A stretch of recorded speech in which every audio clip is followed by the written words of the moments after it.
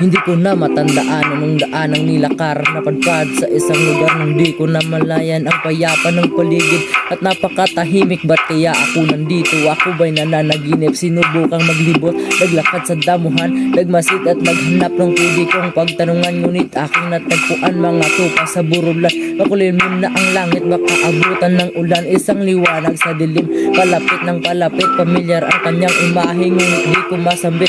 Ipinikit ko ang mata, nasa bahay na ako pagdilat. Ang daming mga tao sa daliri, di mabilang. Kaibigan, kamag-anak, mga dati kong kaaway, kapatid at mga pinsan, pati aming kapitbahay. Ba't kayo umiiyak? Pasigak kong tinanong, ngunit walang umiimik. Sino ba yung nakabarong? Bakit may burol sa aming bahay? Tika, sinong namatay? Ako lumapit sa kabaong dahil di mapalagay. Laking gulat ko na lang nakita ko aking sarili. Ako daw ay namatay sa dahilang na aksidente. Bilis ng pangyayari, hirap paniwalaan. Paraiso na pala kanina ang pinanggalingan. Habang minamasdan ko ang aking paligid sa kanilang pagluluksa, biglang sumagi sa aking isip.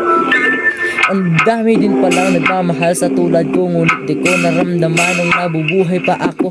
Wala akong malapitan sa oras ng kagipitan. Ngayon ay sasabihin niyo mahal ka namin kaibigan.